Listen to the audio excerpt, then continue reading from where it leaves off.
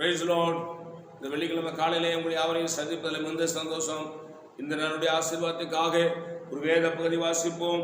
அது ஆதியாகமம் 12ஆம் அதிகாரம் 3ஆம் வசனம்.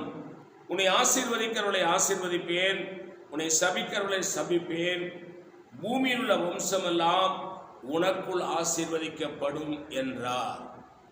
இப்ப கீழ்ப்படிந்து கர்த்தர் சொன்னபடி அவரை பின்பற்றி போன, பொம்மையை வணங்க மாட்டேன், உருவத்தை வணங்க மாட்டேன், பேசாத பொம்மையை பார்க்காத பொம்மையை வணங்க மாட்டேன்னு சொல்லி அவன் கர்த்தரை பின்பற்றி போனபடினாலே இப்ப ஆண்டவர் சொல்றாரு, உன்னை ஆசீர்வதிக்கிறவர்களை நான் ஆசீர்வதிப்பேன், உன்னை சபிக்கிறவர்களை நான் சபிப்பேன், பூமியின் வம்சமெல்லாம் உனக்குள் ஆசீர்வதிக்கப்பட்டு இருக்கும் என்று ஆபிரகாமுக்கு தேவன் வாக்குப்படுகிறார். தேவன் ஆபிரகாமுக்கு தரிசனமாகி ஆபிரகாமோடு பேசுகிறார்.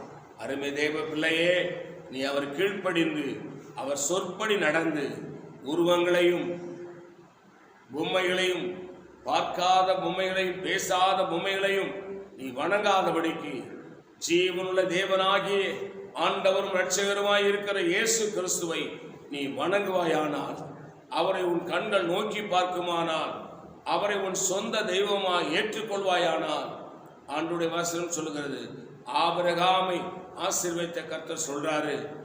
ஆண்டவர் சொல்லும் பொழுது உன்னை ஆசீர்வதிக்கிறவர்களை நான் ஆசீர்வதிப்பேன், உன்னை யாரெல்லாம் ஆசீர்வதிக்கிறவன் அவனை ஆசீர்வதிப்பேன். அடுத்தது, உன்னை சபிக்கிறவனை நான் சபிப்பேன். இந்த பூமியில் அவனை எவனா சபிச்சானா அவனை சபிப்பேன், உன்னை ஆசீர்வதிச்சான அவன் ஆசீர்வாதமா இருப்பான். பூமியின் வம்சங்கள் எல்லாம் உனக்குள்ளே ஆசீர்வதிக்கப்பட்டிருக்கும். அப்படியானால் நம்ம எந்த கிராமத்தில், எந்த பட்டணத்தில், எந்த நகரத்தில், எந்த தெருவில் எங்கே குடியிருக்கிறோமோ நம் நிமித்தம் அங்கே இருக்கிற எல்லா ஜனங்களையும் ஆண்டவராகி கர்த்தர் ஆசீர்வதிப்பேன் என்று வாக்கு கொடுக்கிறார். அவரை பின்பற்றி வாருங்கள், அவரை ஏற்றுக்கொள்ளுங்கள், அவர் உங்களுக்கு ஆசீர்வாதமாக இருப்பார். நான் உங்களுக்காக ஜெபிக்கிறேன். பரிசுத்த பிதாவே, இந்த காலை வேளையில் எங்களோடு பேசுகிற நல்ல வார்த்தைகளுக்காக ஸ்தோத்திரம். இந்த வார்த்தையின்படி எங்களை ஆசீர்வதிங்க, இயேசு நாமத்தில் வேண்டிக் கொள்கிறோம் பிதாவே, ஆமென். God bless you. கர்த்தர் உங்களை ஆசீர்வதிப்பாராக.